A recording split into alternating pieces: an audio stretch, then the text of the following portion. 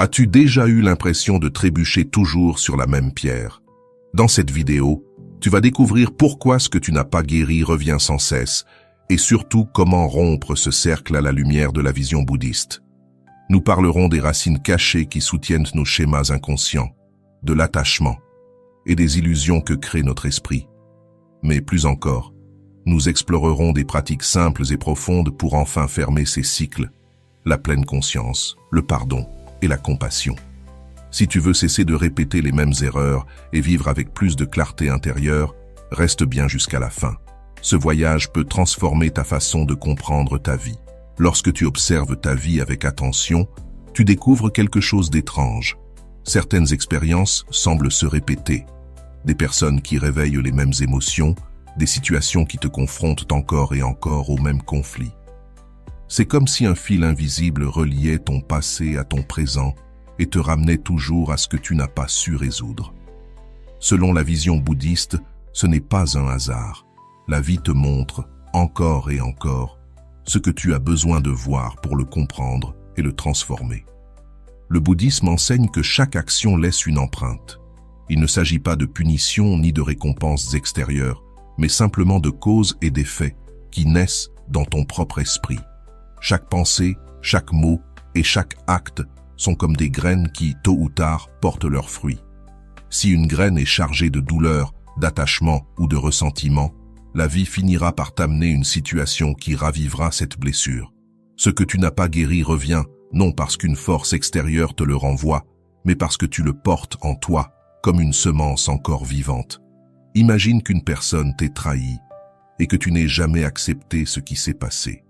Tu as gardé en toi la rancune, la colère, l'injustice.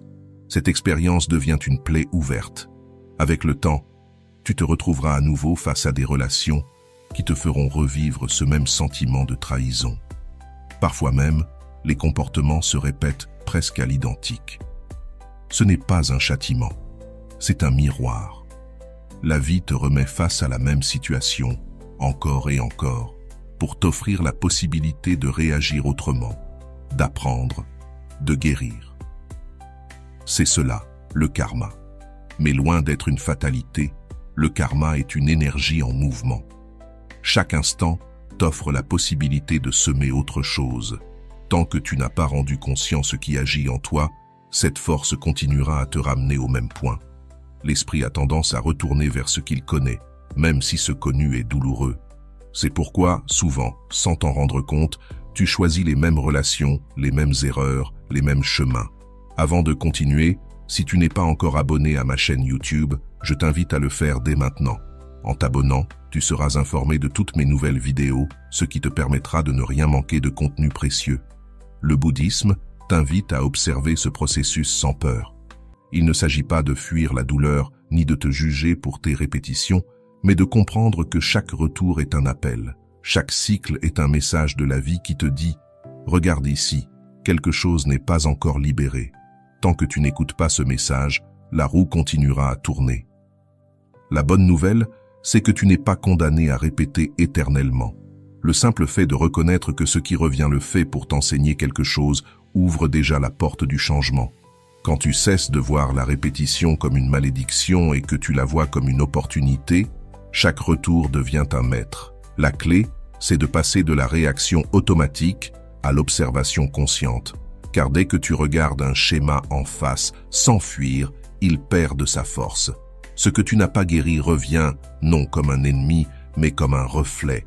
La vie te rappelle que tu portes encore en toi un travail inachevé. Et ce travail ne consiste pas à changer les autres, mais à transformer ta réponse intérieure. C'est dans cette transformation que commence la véritable fermeture des cycles. Les racines invisibles, ignorance, attachement et aversion. Si ce que tu n'as pas guéri revient, c'est parce que certaines racines invisibles nourrissent ces schémas. Le bouddhisme enseigne que 3 forces principales nous maintiennent prisonniers: l'ignorance, l'attachement et l'aversion. Ce sont les racines d'un arbre tordu. L'ignorance ne signifie pas un manque d'intelligence, mais une vision erronée de la réalité. Nous croyons que les choses sont permanentes alors qu'elles changent sans cesse. Nous pensons exister comme des êtres séparés, alors que nous sommes un flot d'expériences interconnectées. Cette illusion nous pousse à nous accrocher à ce qui nous donne du plaisir et à rejeter ce qui nous dérange, oubliant que tout est en mouvement. L'attachement est une autre racine profonde. Quand quelque chose nous donne du plaisir ou de la sécurité, nous voulons le garder pour toujours. Mais la vie change, et ce besoin de retenir ce qui s'en va devient souffrance. Au lieu d'accepter, nous résistons. Ce que nous n'avons pas su lâcher revient plus fort. Nous devenons dépendants de personnes, de souvenirs ou d'émotions qui ne nous servent plus, et cette dépendance recrée sans cesse la douleur. L'aversion, c'est la face opposée de l'attachement. C'est le refus de vivre ce qui nous dérange, la fuite devant ce qui nous met mal à l'aise. Mais en rejetant quelque chose, nous le renforçons. Ce que nous refusons de voir revient sous d'autres formes, comme si l'univers disait « Regarde, c'est encore là ». En plus de ces trois racines, chacun porte en lui des tendances mentales inconscientes, des habitudes, des façons de réagir, de penser, d'aimer. Certaines viennent de notre enfance, d'autres de notre éducation ou de nos blessures. Ces schémas agissent comme un pilote automatique qui nous fait répéter les mêmes erreurs, même quand nous disons vouloir changer. Imagine quelqu'un qui a grandi dans le manque affectif. Adulte, il peut ressentir un vide constant, une peur de l'abandon et sans s'en rendre compte, provoquer les situations qu'il redoute. Ou une personne trahie, qui, par peur que cela se reproduise, devient méfiante au point d'éloigner ceux qui l'aiment. Ces racines invisibles façonnent notre expérience. Le premier pas pour s'en libérer, c'est de les rendre visibles. Observer quand l'attachement nous retient, quand l'aversion nous fait fuir, quand l'ignorance nous empêche de voir. Car ce que la conscience éclaire perd son pouvoir sur nous. Ce qui revient ne le fait pas par hasard. Cela revient parce que les racines sont encore vivantes en nous. Le vrai travail commence lorsque nous cessons de lutter contre ce qui vient de l'extérieur et que nous découvrons quelle graine, en nous, continue à nourrir la douleur. La chaîne qui nous emprisonne. Comment se forment les cycles que nous répétons. Jusqu'ici, nous avons compris que ce que nous n'avons pas guéri reste en nous comme une semence et que ces semences sont nourries par nos racines intérieures. Mais il reste une question essentielle. Comment se forme cette chaîne qui nous fait retomber dans les mêmes cercles? Le bouddhisme explique que notre vie émotionnelle et mentale fonctionne comme une roue. Chaque expérience laisse une impression. Cette impression fait naître une pensée. La pensée suscite une émotion et cette émotion nous pousse à agir. Le problème, c'est que nos actions renforcent souvent la même impression initiale, bouclant ainsi le cycle. Imaginons que quelqu'un te parle durement. Tu ressens un rejet, puis tu penses « il ne me respecte pas ». Cette pensée éveille la colère, tu réponds de façon brusque et le conflit s'envenime. Cette réaction confirme ta croyance que les autres ne te respectent pas. La prochaine fois, tu réagiras encore plus vite. Ce qui n'était au départ qu'un événement isolé devient un schéma. La réalité, c'est que l'esprit cherche à confirmer ce qu'il croit. Si tu penses que le monde est hostile, tu verras partout des preuves d'hostilité. Si tu crois que tu n'es jamais assez bien, tu interpréteras les remarques neutres comme des critiques. Et plus tu réagis ainsi, plus tu renforces ta croyance. C'est ce cercle vicieux qui forme la chaîne invisible de la répétition. Le bouddhisme enseigne que ce processus est simple. Une expérience crée un contact, ce contact provoque une sensation, la sensation engendre le désir ou le rejet, le désir mène à l'action, et chaque action laisse une trace qui conditionne ce qui vient après. Ce n'est pas de la magie, ni du destin, c'est une loi naturelle. Ce que tu répètes s'enracine, et ce qui s'enracine devient ton chemin habituel. Nous ne sommes donc pas prisonniers d'une force extérieure. Nous sommes emprisonnés par nos propres habitudes mentales et émotionnelles. Cette chaîne est faite de pensées non questionnées, d'émotions non observées et de réactions automatiques que nous répétons sans en avoir conscience. Et c'est là que le vrai changement commence. Lorsque tu observes la chaîne sans t'y identifier, lorsque tu comprends que le retour de certaines expériences n'est pas une punition, mais une invitation à libérer ce qui, en toi, demande encore la paix. Même lorsque nous changeons de personne, l'histoire semble se répéter. Cela se produit parce qu'au-delà des apparences extérieures, la graine intérieure reste la même.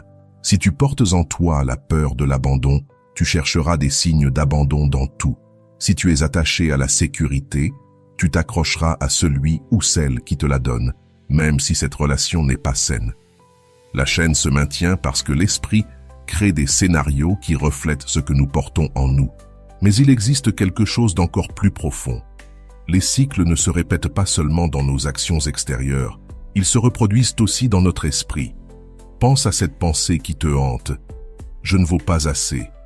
Cette idée surgit, tu y crois, elle te rend triste, et cette tristesse confirme ce que tu pensais. Le cycle est bouclé.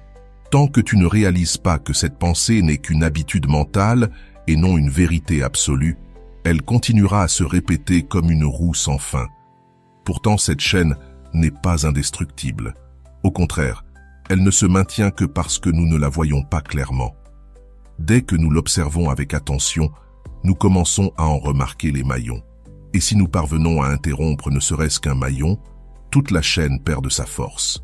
Par exemple, si, au lieu de réagir automatiquement à une critique, tu respires et observes ce que tu ressens avant de répondre, tu es déjà en train de rompre le cycle. Si au lieu de te laisser emporter par une pensée négative, tu l'observes comme un nuage qui passe sans lui donner trop d'importance, l'habitude commence à s'affaiblir. Le bouddhisme insiste sur une vérité essentielle. La répétition n'est pas une condamnation, c'est une opportunité. Chaque cycle qui revient nous montre le point exact où nous sommes encore prisonniers. Et lorsque nous voyons ce point avec clarté, nous pouvons faire un autre choix. La chaîne se fragilise quand nous cessons de réagir pour commencer à répondre avec conscience.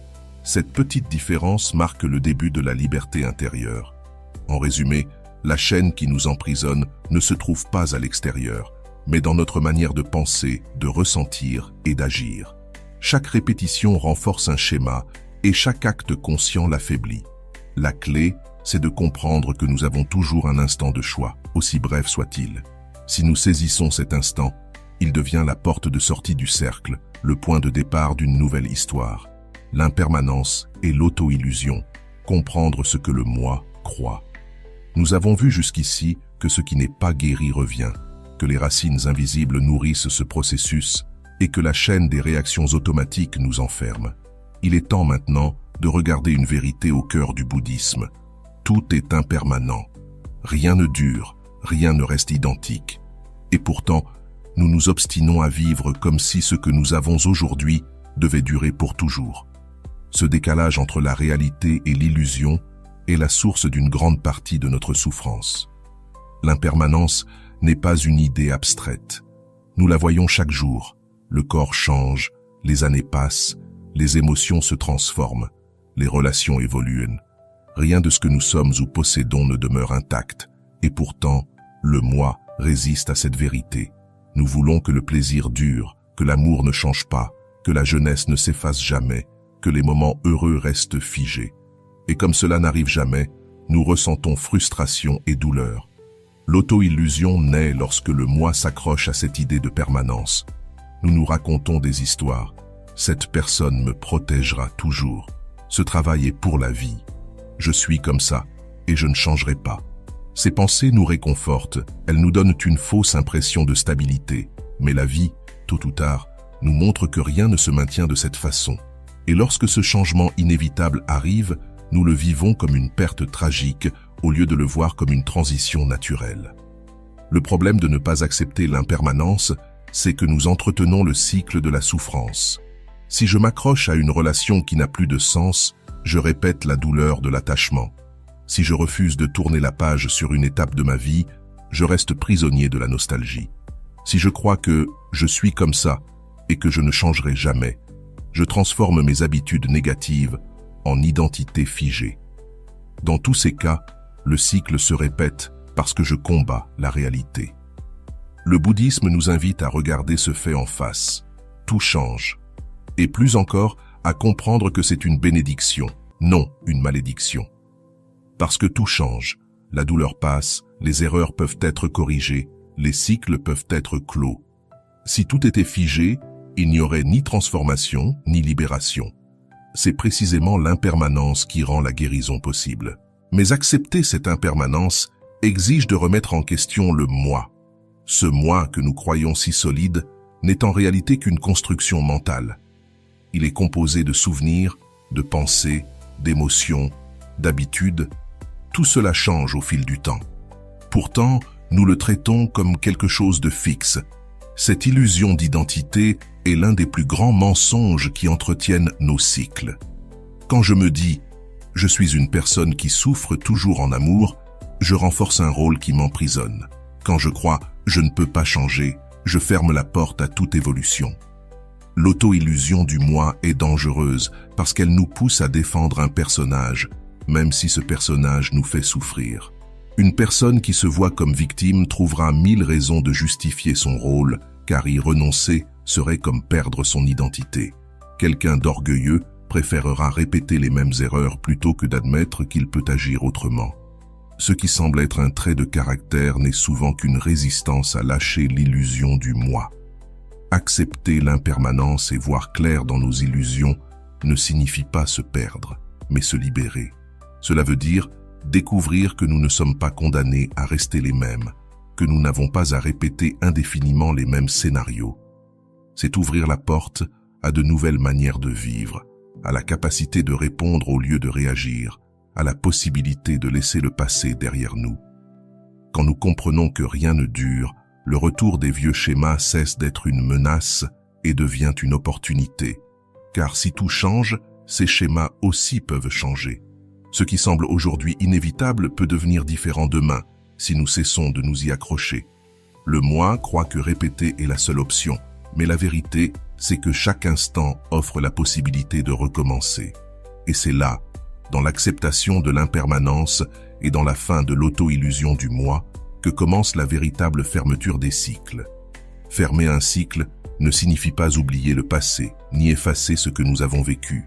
Cela signifie le regarder avec clarté, remercier pour ce qu'il nous a appris, puis le laisser aller pour accueillir ce que la vie a encore à offrir. Pratique bouddhiste pour fermer les cycles. Attention, conscience et détachement. Jusqu'à présent, nous avons compris pourquoi ce qui n'est pas guéri revient, quelle racine invisible l'alimente, comment la chaîne de réaction nous enferme et de quelle manière l'auto-illusion du moi nous empêche d'en sortir. Mais la théorie seule ne suffit pas. Si nous voulons vraiment fermer un cycle, nous devons passer à la pratique. Et le bouddhisme nous offre 3 outils essentiels: l'attention, la conscience et le détachement. L'attention est la porte d'entrée. Nous vivons la plupart du temps en pilote automatique, réagissant sans même réaliser ce que nous ressentons ou pensons. Pratiquer l'attention, c'est s'arrêter, observer ce qui se passe en nous avant que cela ne devienne une réaction. Par exemple, quand quelqu'un te blesse par une parole, au lieu de répliquer aussitôt, respire. Observe l'émotion qui monte, ressens-la dans ton corps, reconnais-la. Ce simple espace change tout, car tu n'es plus prisonnier de l'impulsion. Cette pratique ne se limite pas aux moments de conflit. Elle se cultive dans les gestes du quotidien, en marchant, en mangeant, en parlant, en écoutant. C'est un entraînement de l'esprit à être ici, maintenant, sans se laisser emporter par ce qui est déjà passé ou par ce qui n'est pas encore arrivé. Et lorsque cette capacité s'approfondit, les vieux cycles perdent de leur force, car nous cessons de répéter inconsciemment. La conscience est l'étape suivante. Il ne suffit pas d'observer ce que nous ressentons. Nous devons aussi comprendre d'où cela vient et ce qui l'alimente. Cela demande de se poser des questions. Quelle peur se cache derrière cette réaction? Quel attachement suis-je en train de nourrir? Quelle histoire sur moi-même rend cela si douloureux? Cette introspection sincère éclaire les racines de la souffrance. Parfois, cela fait mal, car nous découvrons que ce que nous pensions être une vérité absolue n'est qu'une habitude mentale. Mais sans cette clarté, les cycles continuent. La conscience nous permet de voir la cause réelle de notre douleur. Dans une rupture, par exemple, nous pensons souffrir parce que l'autre est parti. Mais en observant plus profondément, nous réalisons que la souffrance vient de l'attachement à l'idée que cette personne devait rester ou de la peur d'être seule. Cette prise de conscience change tout, car elle retire le pouvoir à l'extérieur et le ramène à nous. Le détachement, enfin, est le fruit de l'attention et de la conscience. Il ne signifie pas indifférence ni absence d'amour. Il signifie apprendre à lâcher ce qui nous attache de manière malsaine. Le détachement naît quand nous acceptons l'impermanence, quand nous cessons de lutter contre ce qui est inévitable et que nous permettons aux choses de suivre leur cours naturel. Lâcher prise, ce n'est pas perdre, c'est se libérer de la dépendance. Une pratique simple consiste à observer chaque jour quelque chose que nous aimons beaucoup et à nous rappeler que ce ne sera pas éternel. Une fleur, un coucher de soleil, un moment partagé. En regardant ainsi, nous apprenons à savourer pleinement sans nous y accrocher. C'est dans cette attitude de présence, de lucidité et de liberté que les cycles se ferment pour de bon et qu'une nouvelle paix intérieure commence à naître. Quand arrive le moment de lâcher prise, le cœur est plus préparé. Une autre façon d'entraîner le détachement consiste à reconnaître les petites pertes du quotidien. Un objet qui se casse, un plan qui échoue, une attente qui ne se réalise pas. Si, au lieu de nous fâcher ou de nous frustrer, nous respirons et acceptons que la vie est ainsi, nous entraînons notre esprit à affronter les grands changements sans tant de douleur. Le bouddhisme enseigne que la liberté ne se trouve pas dans le contrôle de ce qui arrive, mais dans la transformation de notre manière d'y répondre. L'attention nous permet d'arrêter l'impulsion, la conscience nous révèle la racine, et le détachement nous donne la force de lâcher. Ensemble, ces trois pratiques forment le chemin pour fermer réellement et profondément les cycles. Fermer un cycle ne signifie pas oublier ce qui a été vécu, mais l'intégrer avec sagesse. C'est remercier pour ce que nous avons appris, cesser de lutter contre le passé et faire de la place pour le nouveau. Et surtout, c'est arrêter de répéter les mêmes schémas, car la leçon a déjà été comprise.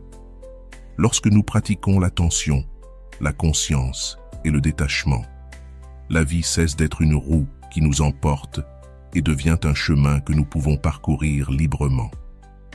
Il ne s'agit pas de fuir la douleur, mais d'apprendre à la vivre avec clarté, afin qu'elle ne devienne pas une chaîne sans fin. Le pouvoir du pardon et de la compassion intérieure. Si tu es arrivé jusqu'ici, c'est que tu as compris que les cycles de douleur se répètent parce que nous traînons des blessures non résolues, des racines invisibles qui nous retiennent et des habitudes qui se renforcent à chaque réaction. Nous avons vu que l'attention, la conscience et le détachement sont essentiels pour briser ce cercle, mais il manque encore une clé fondamentale, le pardon et la compassion intérieure. Sans ces deux forces, la fermeture d'un cycle reste incomplète, car ce qui n'est pas guéri reste figé sous forme de rancune envers les autres ou de dureté envers soi-même. Le pardon est avant tout un acte de libération.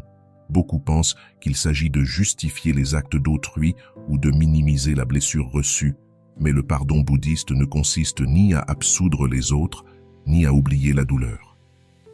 Il s'agit de cesser de porter le poids du ressentiment.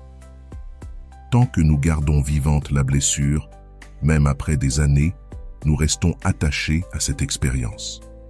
Chaque souvenir, chaque émotion qui réveille la rancune réactive le cycle. Ainsi, même si la situation n'existe plus, nous en restons prisonniers. Pardonner n'est pas un cadeau fait à l'autre, c'est un cadeau que l'on se fait à soi-même.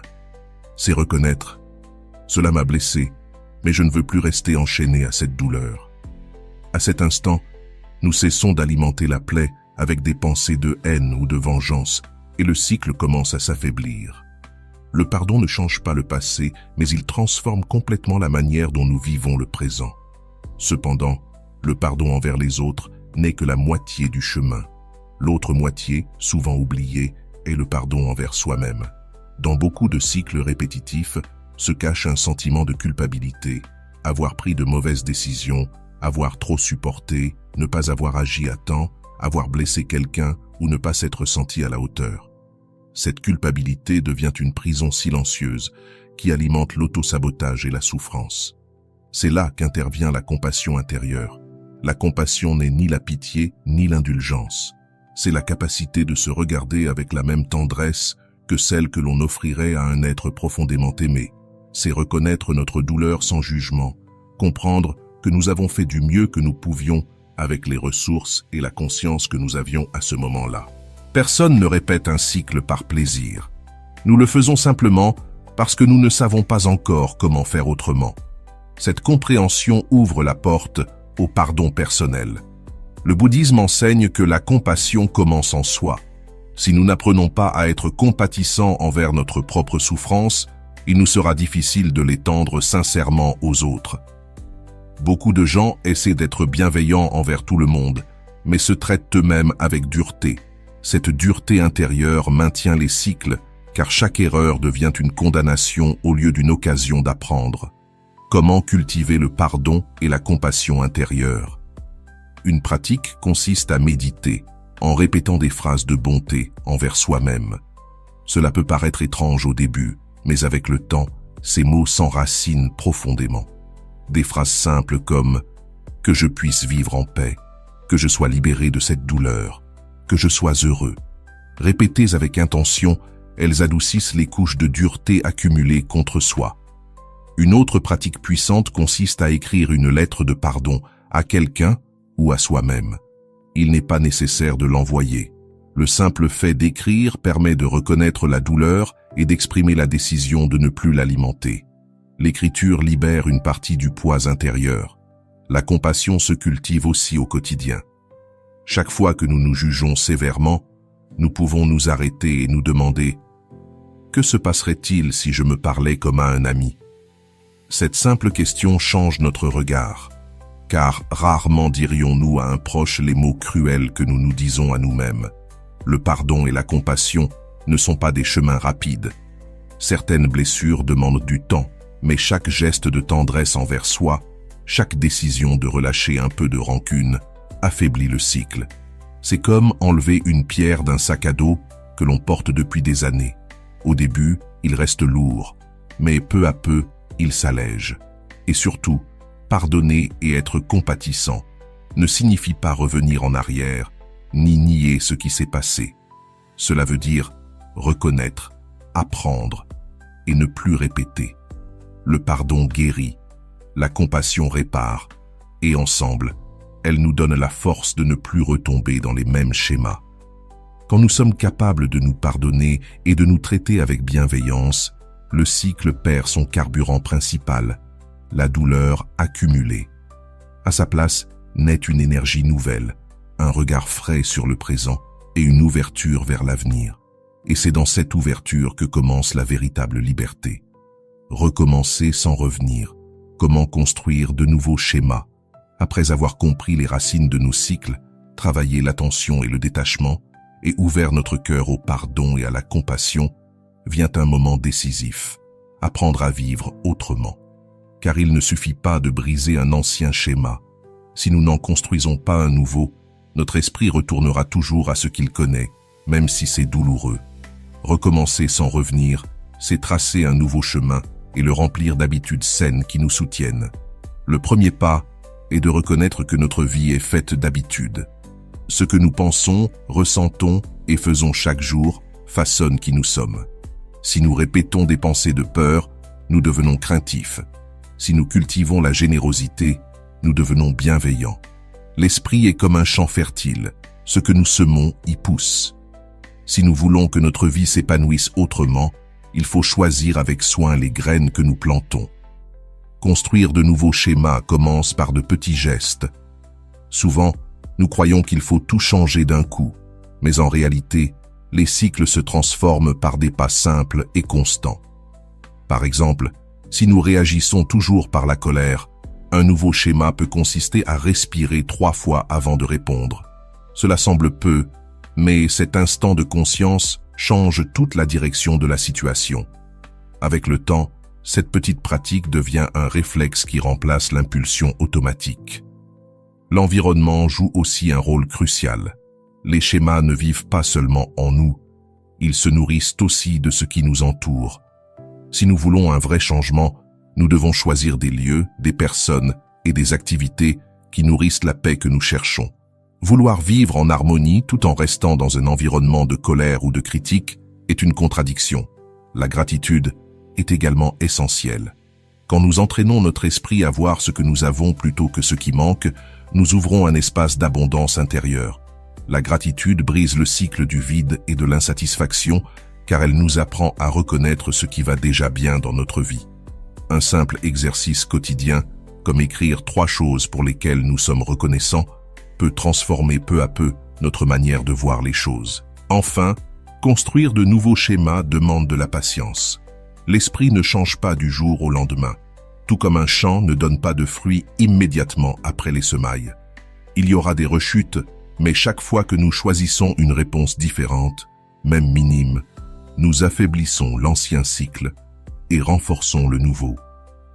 L'important n'est pas la perfection, mais la constance.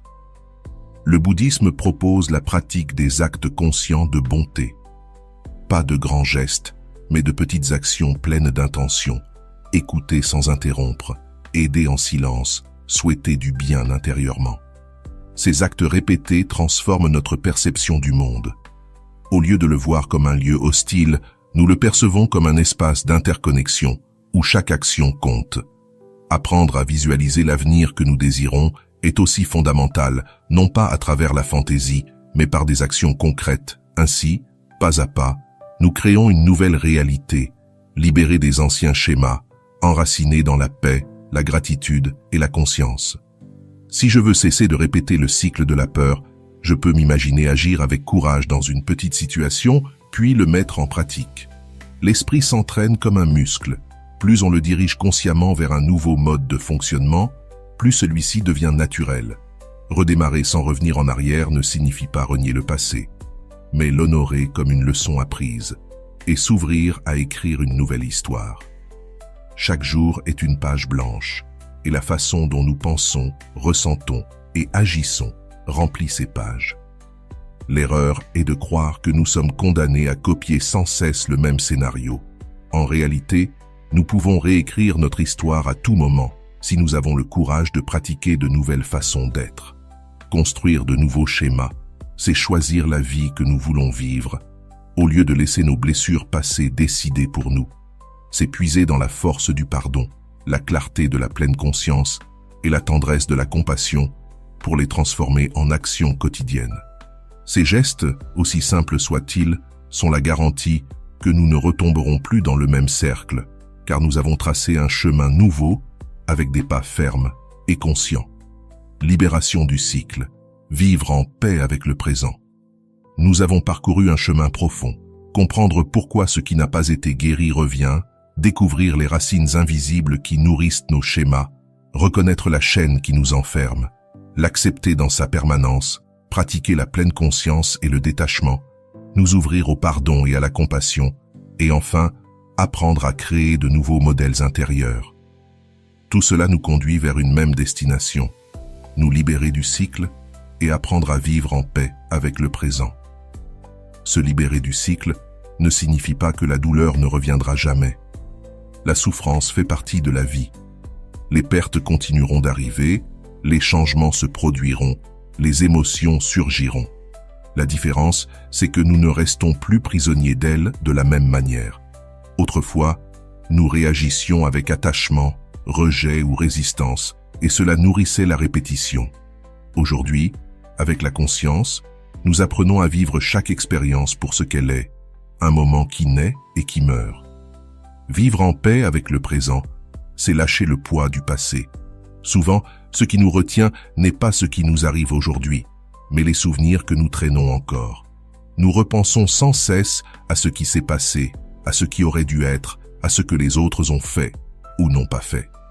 Chacun de ces souvenirs est une corde qui nous attache à une histoire déjà terminée.